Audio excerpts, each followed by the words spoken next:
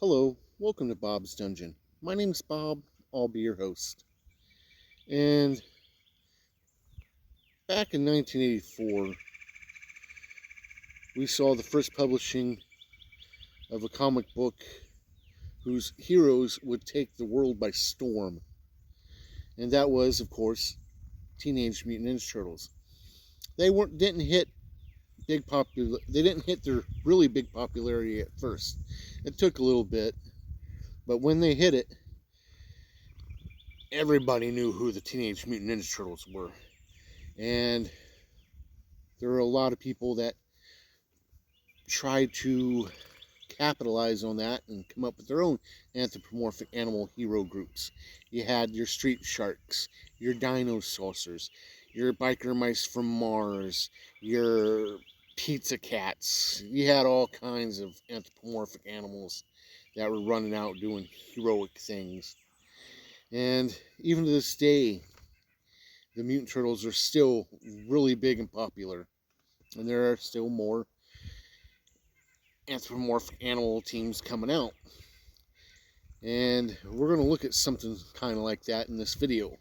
We're going to be looking at Teenage Mutant Dirtbags. This book has 33 pages and a copyright of 2022. It is published by Fat Goblin Games, and all of the artwork in this book is in full color and ranges from absolutely adorable to kind of creepy. So let's go ahead and look at that artwork. This is the first picture we see when we open the book. All of the artwork in this book is in full color. And it's pretty decent artwork in a kind of cartoony style way. Some of it, like this guy here, is kind of creepy looking.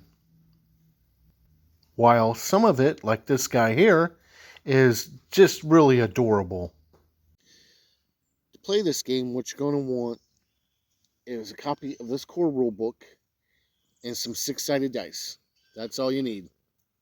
Character creation in this game is extremely simple and can probably be done in just a minute or two. We'll start with the attributes. The attributes used in this game are athletics, charisma, dexterity, and intelligence. And at character creation, these start at 1 point. The role you pick for your character in the group will give you 1 point to add to one of these attributes. After that, your character will start the game with 10 health. And then once you got your health written down, you determine your clan's name. Your clan is basically your gaming group. All the players belong to the same clan. And it's got a nifty little table for you to roll the name of your clan in, which is kind of cool. After that, you pick your role for your team. And there are 4 roles: leader, brainiac, muscle, and wild one. Now, you can have more of each of these types in the group, depending on how many players, or you might not have one of them in your group. Again, depending on how many players you got.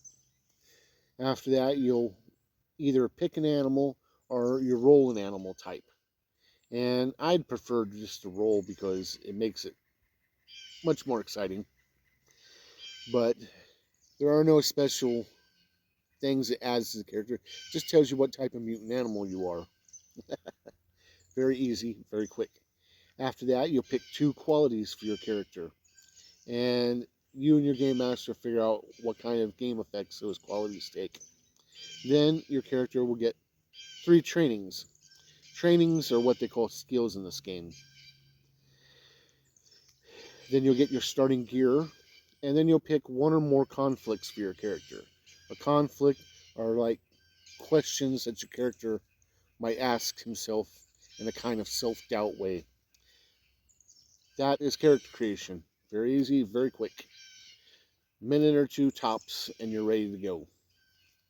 So, how you play this game is, of course, you roll 6-sided dice when you go to perform an action.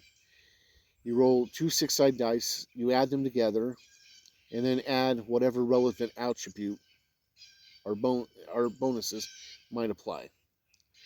And that'll give you your number, and you compare it to the difficulty that the game master set for that task.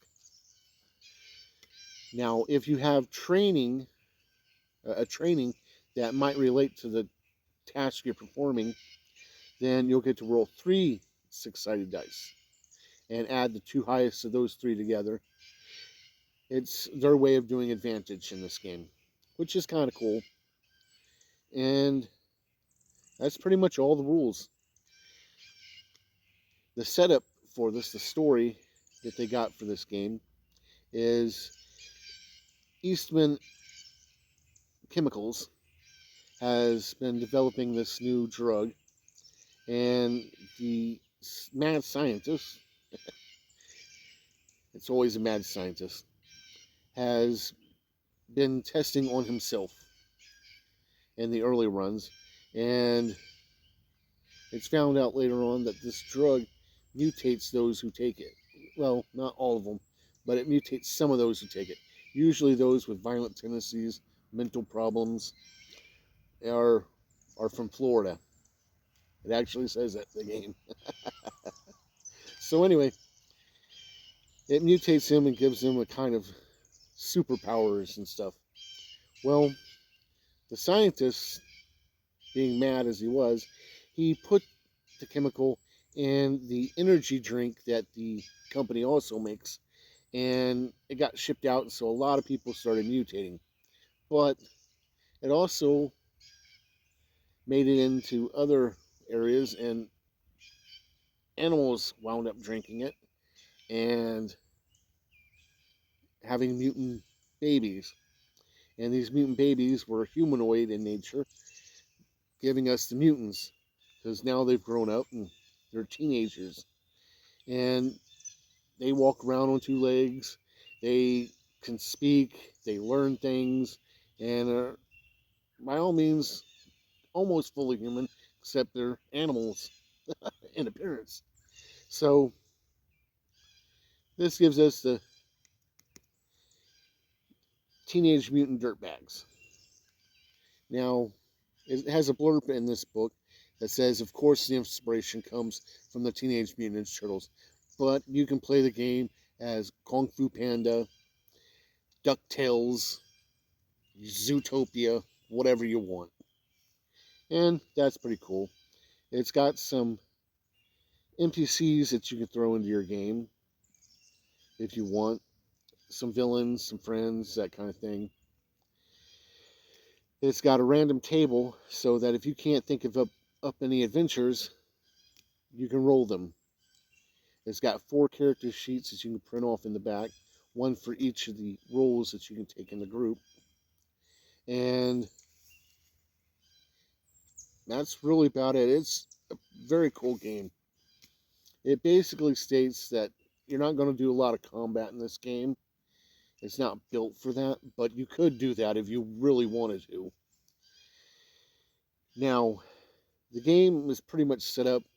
You're a teenage mutant animal, and you're going around doing the whole high school drama thing. And then some jerk bad guy shows up just to ruin your day and rain on your parade and ruin your fun and everything. That's pretty much how the game's set up. And of course, you can do whatever you want with that.